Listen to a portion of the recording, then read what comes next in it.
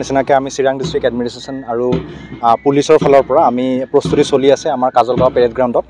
আমি ৰাতিপুৱা আৰু গধূলি আমি দুবাৰকৈ প্ৰেক্টিছ কৰিছোঁ আৰু ইয়াতে বিভিন্ন স্কুলৰ ছাত্ৰ ছাত্ৰী আৰু ছিকিউৰিটি ফ'ৰ্চৰ ফালৰ পৰা আৰু পুলিচৰ ফালৰ পৰাও ইয়াতে অংশগ্ৰহণ কৰিছে।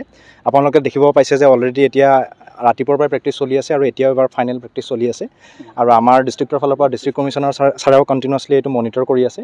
আৰু ইয়াৰ বাদেও 15 আগষ্টত আমি বিভিন্ন ডিপাৰ্টমেণ্টৰ ফালৰ পৰা টেবলিউ প্ৰদৰ্শন কৰা হ'ব ইয়াতে। লাষ্ট ইয়াৰো যেনেকৈ কৰিছিলে এইবাৰো কৰিব আৰু তাৰে লগতে আমাৰ যিটো হৰ ঘৰ ত্ৰিৰংগা প্ৰগ্ৰেম যিটো চলি আছে যোৱাকালিৰ পৰা সেইটো চাইমুলটেনিয়াছলি আমাৰ ডিষ্ট্ৰিক্টত চলি আছে। চ' আমি বহুত আশাবাদী যে এইবাৰো আমি বেলেগ বছৰৰ নিচিনাকৈ চিৰাং ডিষ্ট্ৰিক্টত আমি ভালদৰে 15 আগষ্টটো পালন কৰিব পাৰিম।